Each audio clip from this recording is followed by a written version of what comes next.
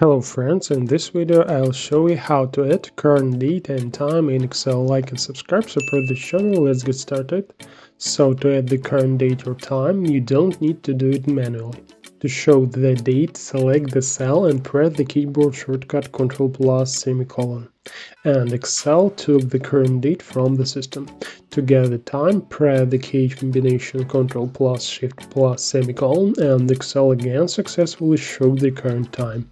And to show both date and time in the same cell, first enter the date Ctrl+semicolon, put space and enter the time in the same way. And also to show the date, there is a function today. We write the equal sign, then function today, and leave the brackets empty, and here it is a current date.